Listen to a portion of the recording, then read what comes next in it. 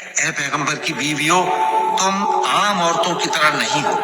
اگر تم پرہیزگار رہنا چاہتی ہو تو کسی اجنبی شخص سے نرم لہجے میں بات نہ کرو، تاکہ وہ شخص جس کے دل میں کسی طرح کا روگ ہے کوئی امید نہ پیدا کر لے، اور دستور کے مطابق بات کیا کرو، اور اپنے گھروں میں ٹھہری رہو، اور جس طرح پہلے جاہلیت کے دنوں میں زیب و زینت کی نمائش کی جاتی تھی اس طرح اظہار زینت نہ کرو، اور نماز پڑھتی رہو اور زکوٰۃ دیتی رہو، اور اللہ اور اس کے رسول کی فرما برداری کرتی رہو۔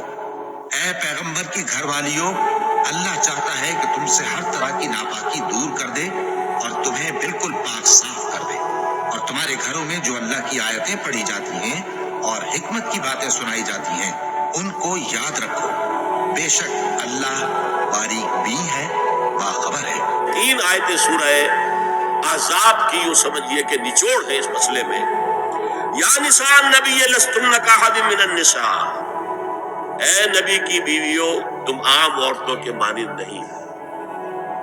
تو کیا وہ عورتیں نہیں تھی؟ عورتیں تو تھیں۔ کیا ان کے احساسات عورتوں والے نہیں تھے؟ وہ تو تھے۔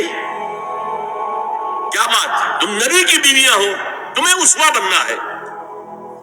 ان اتقیتن فلا تخضعن بالقول، اگر تمہیں واقعی اللہ کا تقوی اور خوف ہے تو کسی اجنبی سے اگر بات کرنے کی ضرورت پیش آ جائے تو اپنی آواز میں لوچ مت پیدا کرو۔ فَيَطْمَعَ الَّذِي فِي قَلْبِهِ مَرَضٌ، کہ جس شخص کے دل میں کوئی روگ ہے، گندگی ہے، وہ کوئی آس لگا بیٹھے کہ یہ جو مجھ سے گفتگو کر رہی ہے، جس انداز میں کر رہی ہے، جس لگاوٹ کے ساتھ کر رہی ہے، تو کوئی نہ کوئی موقع ہے میرے لیے۔ اِنَّا لِلَّهِ وَإِنَّا إِلَيْهِ رَاجِعُونَ، کڑک آواز میں بات کرو۔ فَقُلْنَا قَوْلًا مَعْرُوفًا، اور معروف بات کہو، صرف اس سے آگے بڑھنے کی کوئی ضرورت نہیں۔ وَقَرْنَ فِي بُيُوتِكُنَّ وَلَا تَبَرَّجْنَ تَبَرَّجَ الْجَاهِلِيَّةِ الْأُولَىٰ، اور قرار پکڑو اپنے گھروں میں، وقار کے ساتھ رہو اپنے گھروں میں، تمہاری اصل جگہ گھر ہے، باہر نکلنا تمہارا کام نہیں ہے۔ ہاں ضرورت ہو سکتی ہے، اس کا بعد میں ذکر آ جائے گا، لیکن فلسفہ کیا ہے؟ عورت کی اصل جگہ اس کا گھر ہے۔ جو ڈیوٹیز کی تقسیم کر دی گئی ہے اللہ کی طرف سے، اس میں عورت کا اصل مقام اس کا گھر ہے۔ میں حدیث سنا چکا ہوں کہ جب گھر سے عورت نکلتی ہے تو شیطان تاکتا ہے اس کو، اور پھر ظاہر بات ہے کہ اس سے جو فتنے پیدا ہوتے ہیں وہ سب شیطان کے ذریعے سے ہوتے ہیں۔ وَلَا تَبَرَّجْنَ تَبَرُّجَ الْجَاهِلِيَّةِ الْأُولَىٰ، اور جو جاہلیت تھی، اسلام کے آنے سے پہلے کا جو دور تھا، اس میں جس طرح تم بن سمر کر اور لوگوں کی نگاہوں میں آنے کے لیے نکلتی تھی، اب وہ طریقہ اختیار نہ کرو۔ دیکھیں یہ بھی ایک بڑا نفسیاتی نکتہ ہے۔ مرد کے اندر قوت ہے، وہ اپنی قوت کا ظہور چاہتا ہے، کبھی جی چاہتا ہے دیوار کو کندھا دے مارے، راستہ چلتے کسی کو لگا کندھا، قوت ظہور چاہتا ہے۔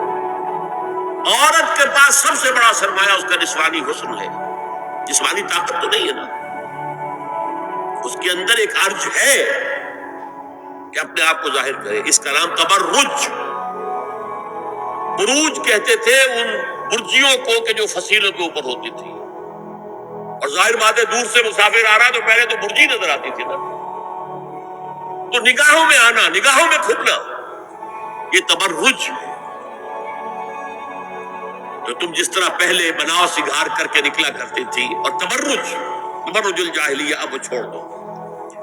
وَأَقِمْنَ الصَّلَاةَ وَآتِينَ الزَّكَاةَ، اور نماز قائم رکھو، زکوٰۃ ادا کرو۔ وَأَطِعْنَ اللَّهَ وَرَسُولَهُ، اور اللہ اور اس کے رسول کی اطاعت پر کاربند رہو۔ اب آئے الفاظ جو اہم ترین ہے، انما يريد الله ليذهب عنكم الرجس اهل البيت ويطهركم تطهيرا۔ اے نبی کے گھر والیوں، اللہ یہ چاہتا ہے کہ تم سے ہر طرح کی برائی، ہر طرح کی ناپاکی کو دور کر دے اور تمہیں پاک کر دے۔ پاک کرنا کر، خوب خوب خوب خوب، تطہیرا، یطہرکم تطہیرا۔ کیوں؟ تمہیں نمونہ بننا ہے، تمہیں اسوہ بننا ہے۔ یہ الفاظ اصل میں آئے ہیں قرآن مجید میں ازواج مطہرات کے بارے میں۔ سارا جملہ چل رہا ہے یا نساء نبی سے۔ ہمارے کچھ دوستوں نے اس کہا ہے کہ اہل بیت سے مراد حضرت علی، حضرت فاطمہ، حضرات حسنین ہیں وہ بھی۔ حضور نے فرمایا، میں نے ایک ٹی وی مذاکرے کے اندر بھی جب کچھ حضرات کہہ رہے تھے کہ اہل بیت تو اصل میں وہ ہے، میں نے کہا نہیں، اصل میں بیویاں ہیں لیکن وہ بھی اہل بیت ہے۔ حضور نے ایک چادر میں جب سمیٹا سب کو، تو یہ بھی اللہ اہل بیت، یہ بھی میرے اہل بیت ہیں۔ سلمان منا اہل البیت، سلمان بھی ہمارے اہل بیت میں سے، جو جتنا قریب ہوا۔ لیکن قرآن میں یہ لفظ آتا ہے صرف بیویوں کے لیے، ازواج کے لیے۔ یا ایھا الذین آمنوا لا تدخلوا بیوت النبی حتی یؤذن لکم، اہل ایمان نبی کے گھروں میں داخل نہ ہوا کرو جب تک کہ اذن نہ دیا جائے۔ اور اس کے بعد فرمایا وَإِذَا سَأَلْتُمُوهُنَّ مَتَاعًا فَاسْأَلُوهُنَّ مِنْ وَرَاءِ حِجَابٍ، اور دیکھو اگر نبی کی بیویوں سے کوئی چیز مانگنی ہو تو پردے کی اوٹ سے مانگو۔ یہ حجاب کا لفظ آیا ہے جس کو کہا جاتا ہے کہ حجاب کا کوئی حکم قرآن میں ہے ہی نہیں۔ پہلے وہاں کے گھر کھلے ہوتے تھے، گھر پر کوئی پردہ وردہ نہیں ہوتا تھا، اور گھر کوئی کنالوں کے اور ایکڑوں کے تو نہیں ہوتے تھے، چھوٹے چھوٹے گھر۔ لیکن یہاں پر فرما دیا گیا پردے اس کے بعد سے جب سے یہ آیت اتری گھروں کے اوپر پردے ڈالے۔ اب ظاہر بات ہے کہ اس میں چہرے کا پردہ ہی ہوا نا، چہرے کا پردہ ہے حجاب، اسی کو حضرت عائشہ نے آیت الحجاب قرار دیا ہے۔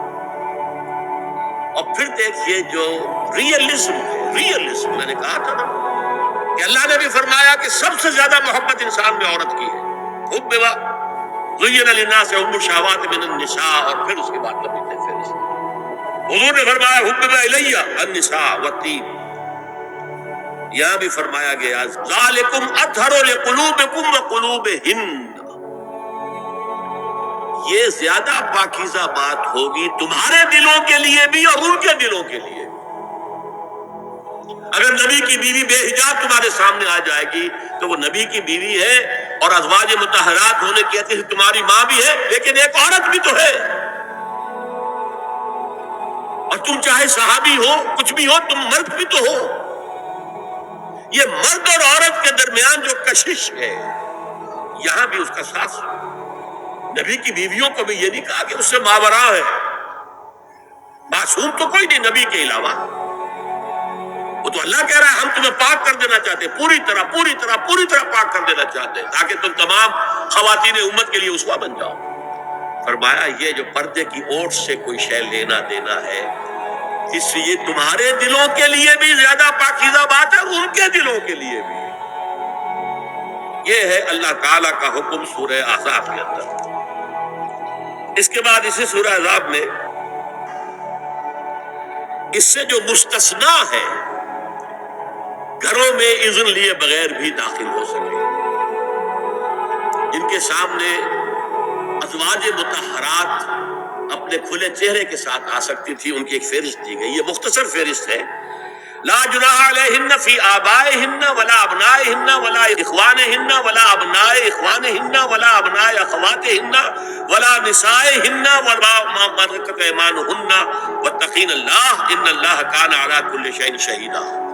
کوئی حرج نہیں ہے ازواج مطہرات پر ان کے باپوں کے سلسلے میں، ابو بکر آئے تو جائیں سیدھے حضرت عائشہ کے حجرے میں، کون روکے گا، اور بیٹوں کے اور ان کے بھائیوں کے اور ان کے بیٹوں کے بھائی بھتیجے اور ان کی بہنوں کے بیٹے یعنی بھانجے، ولا نسائہن، اس کو میں چاہتا ہوں نوٹ کریں آپ، اپنی عورتیں، جان پہچان کی عورتیں، اجنبی عورتیں نہیں، اس پر مزید گفتگو ہوگی سورہ نور کے حوالے سے۔